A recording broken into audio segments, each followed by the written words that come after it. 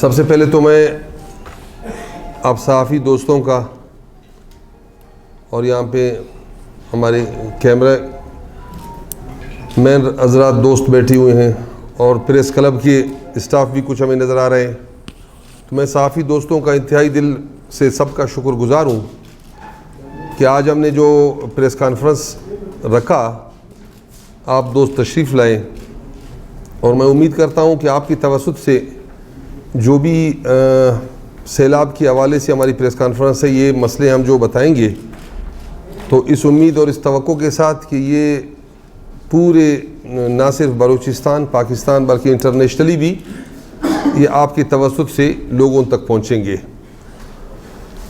ہم نے باقاعدہ ایک ڈیٹیل پریس کانفرنس کا ریٹن میں بھی آپ دوستوں کو دیا ہوا ہے، لیکن چونکہ میں کچھ بات اس طرح رکھوں گا کہ کیونکہ سیلاب کا صرف ان ڈویژنز یا ان ڈسٹرکٹس کی حد تک نہیں ہے جو ہم نے وزٹ کیا ہے، سیلاب کی تباہ کاریاں تو بہت زیادہ ہیں، تو ہماری صحافی دوستوں سے گزارش ہے کہ یہ جو پورے بلوچستان میں سیلاب، خصوصاً پورے ملک میں سیلاب نے تو پورے پاکستان کا ستیہ ناش کیا، لیکن جو بھی سلسلہ بلوچستان کی سطح پہ ہوا، میں سمجھتا ہوں کہ بلوچستان میں بالکل وہ تباہی جو ہم نے دیکھے ہیں یا جس تباہی اور جس بربادی سے ہمارے لوگ گزر رہے ہیں وہ بالکل مختلف ہے باقی پاکستان کے پورے پاکستان سے۔ یہ سلسلہ تو بارشوں کا کوئی 3 مہینے رہا، 3.5 مہینے رہا، لیکن جو آخری دفعہ جو بارش ہوا تھا اس کے بعد یہاں پہ لوگوں کے جان مال اور یا زمینداری اتنی افیکٹ ہوئے کہ یہاں پہ تو ایک حساب دیا جاتا ہے کہ جی بلوچستان میں 300-350 لوگ سیلاب سے اپنی جانوں سے گئے یا پانی ان کو لے گئے، کسی کا لاش ملا اور کسی کا لاش ملا، میں سمجھتا ہوں کہ ہزاروں کی تعداد میں ہے۔ جب سیلاب کے بعد نیشنل پارٹی نے یہ فیصلہ کیا کہ ہم دورے کریں گے، تو سب سے پہلے ہمارا دورہ میں نے مستنگ، کلات اور سوراب میں جو بھی افیکٹڈ ایریاز تھے ان کو میں نے جا کے وزٹ کیا۔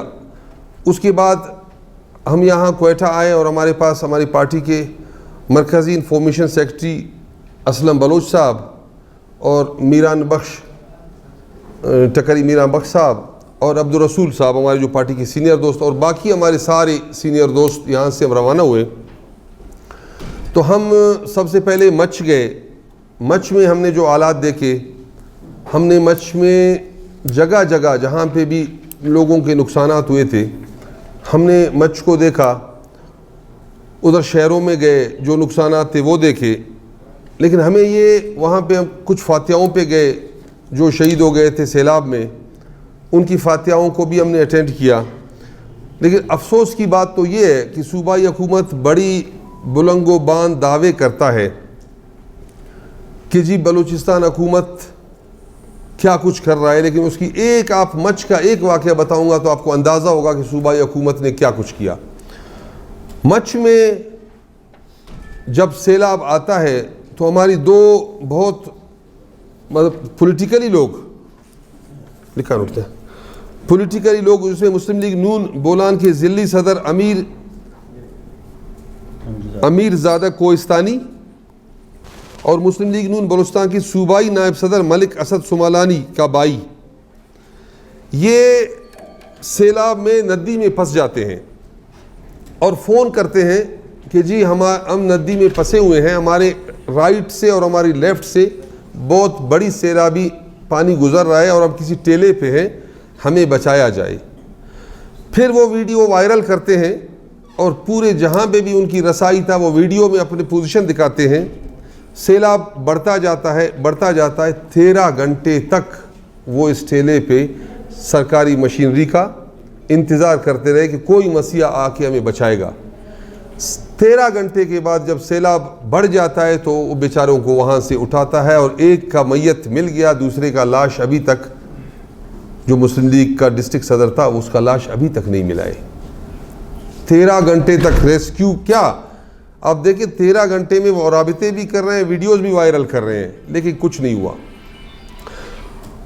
یہ مچ کے بعد ہم ڈاڈر بھی گئے، ڈاڈر میں بھی ہم نے مختلف جگہ وزٹس کیے. ہم سبی گئے. سبی میں بہت بڑی تباہی ہوا کیونکہ اوپر سے پہاڑ کا پانی بہت زیادہ آیا اور یہاں سے ناڑی بینک کا پانی بھی تھا.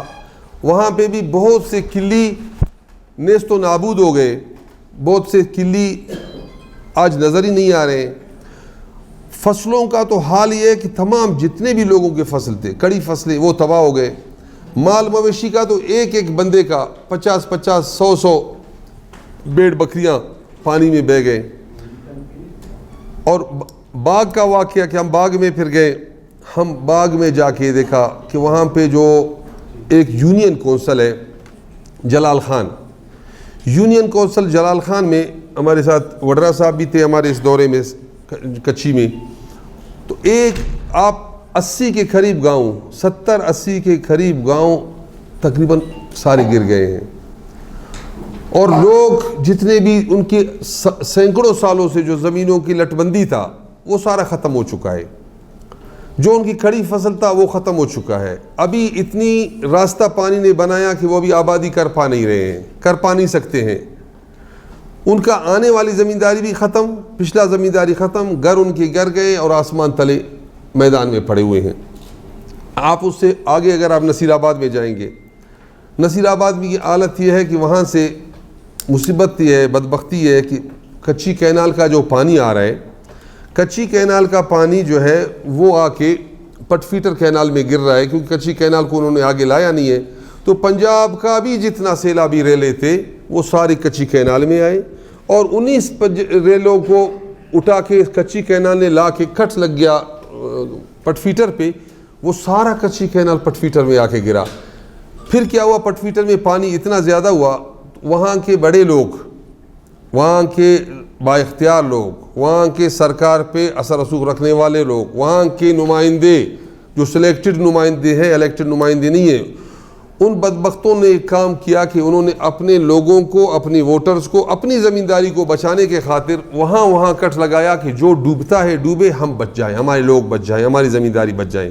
انہوں نے پٹ فیٹر کو کٹ غلط جگہوں پہ لگانا شروع کیا, جس سے آج نصیر آباد اور جس سے آج صوبت پور, جس سے آج جعفر آباد کا پورا کیٹل فارم کا علاقہ, جس سے آپ جعفر آباد کا پیچھے کا علاقہ جو گنداخا, یہ سارے ڈوب گئے. یہ ان کی صرف اپنے آپ کو بچانے کے خاطر سارے لوگوں کو ڈوبے دیے.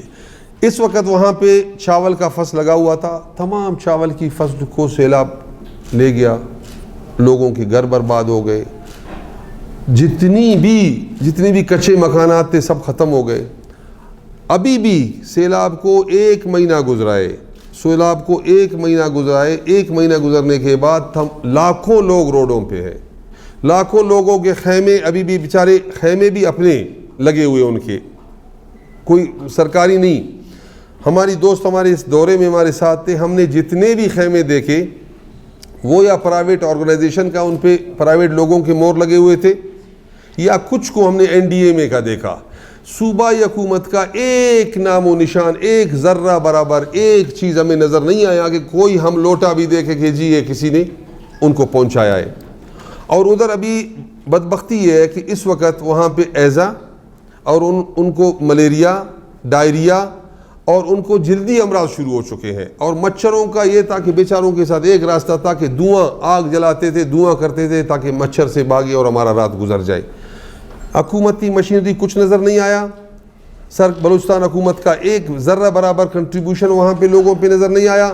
ہاں, لوگ یہ بتاتے تھے کہ جی یہاں پہ سینکڑوں ٹرکیں آ رہے ہیں سامان کی, جس میں خوراک بھی ہے اور جس میں ٹینٹس بھی ہیں, لیکن وہ یہاں کے بڑی طاقتور لوگوں کے گوداموں میں جا رہے ہیں.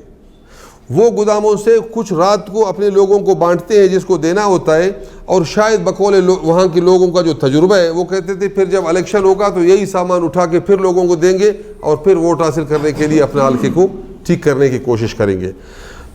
آپ اس بات کے اندازہ لگائیں کہ جتنی ہمارے دورے ہوئے, جس میں ہماری یہاں سے مچھ, ہماری بولان کی مختلف قلعے ہیں, سب سے زیادہ وہاں پہ ریانزی نیو اور ریانزی اولڈ, وہ تو بالکل ختم ہو چکے ہیں, ملیامیٹ ہو چکے ہیں.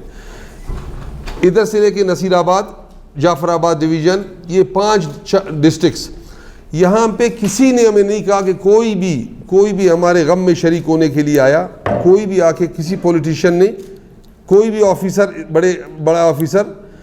اور اس سے اندازہ لگائیں کہ حکومت کی کردار کیا ہے کہ باغ میں ہم کسی گاؤں میں وزٹ کر رہے تھے تو ایک آدمی نے مجھے آ کے کہا کہ صاحب اسسٹنٹ کمشنر نے یہ جو تمبو لگایا، ہم نے کچھ تمبو وہاں پہ دیکھے، ہم نے کہا یہ کس نے لگایا ہے؟ اس نے کہا جی یہ اسسٹنٹ کمشنر نے لگایا ہے.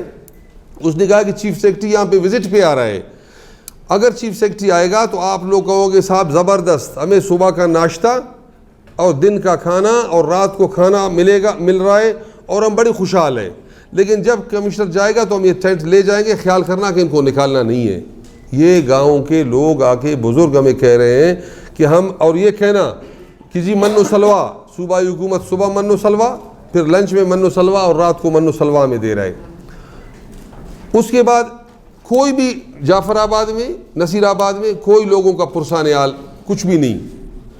ہم نے وہاں پہ لوگوں کے بہت سی جگہوں پہ ابھی تک رسائی مشکل تھا، جہاں پہ ہمیں پیدل جانا پڑا. بہت سی جگہوں پہ ہم موٹر سائیکلوں پہ جا کے، ہمارے دوست سارے ہم لوگوں کے پاس پہنچے اور ان کی حالت زار معلوم کیا. اس وقت تک کنٹریبیوشن کچھ نہیں ہے.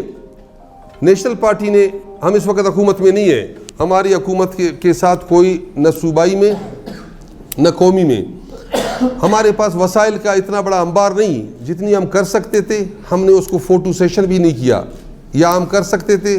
اس سے پہلے بھی ہمارے دوستوں نے جو کچھ بھی کیے، خیموں کے حوالے سے، خوراک کے حوالے سے، پارٹی کے دوستوں کے حوالے سے، یا کسی دوست کا کسی NGO سے تعلق تھا، تو ہم نے جو کر سکتے تھے. لیکن ہمارا ایک بات ضرور ہے کہ ہم لوگوں کی اس درد کو، اس کرب کو، اس تکلیف کو، اس قیامت خیز جو دور میں یہ اپنا زندگی گزار رہے ہیں، اس کو ہم نے دنیا کے سامنے لانا اور ان سب کی چہروں کو دکھانا کہ آج صوبائی حکومت جو اربوں روپے کما رہا ہے. ایک تو بدبختی یہ ہے کہ صوبائی حکومت نے یہ سیلاب کو بھی PSDP سمجھا ہے، جیسا کہ ان کا PSDP میں اس سے ہوتے ہیں، ہر ایک کہتا ہے کہ میرا ڈسٹرکٹ میں زیادہ کرو تاکہ PSDP کو میں کھا لوں. جیسا کہ PSDP کا 50% کھایا جاتا ہے، جیبوں میں جاتا ہے، خزانوں پہ جاتا ہے. بدبختوں، تم نے PSDP کو اپنا ماں کا دودھ بنا کے 50% کھا رہے ہو. یہ تو غریب جو برباد گلیوں میں، چوکوں پہ، چوراہوں پہ، سڑکوں پہ، بیماریوں میں، مچھروں میں پڑے ہو، ان کا تو چھوڑو، اللہ کا خوف کرو، ان کو تو ان کی اقداروں کو پہنچا دو. لیکن نہیں. تو ہم نے یہ فیصلہ کیا ہے کہ نیشنل پارٹی ان کی آواز کو ہر جگہ پہنچانا، اور نیشنل پارٹی جتنا مدد کر سکتا ہے ان کے ساتھ مدد کرنا. اگر ہم نے پریس کانفرنسز بھی کیے، پریس کانفرنس نہیں بلکہ ہم نے جلسے کیے. ہم نے ایک بات ببانگ دول کہا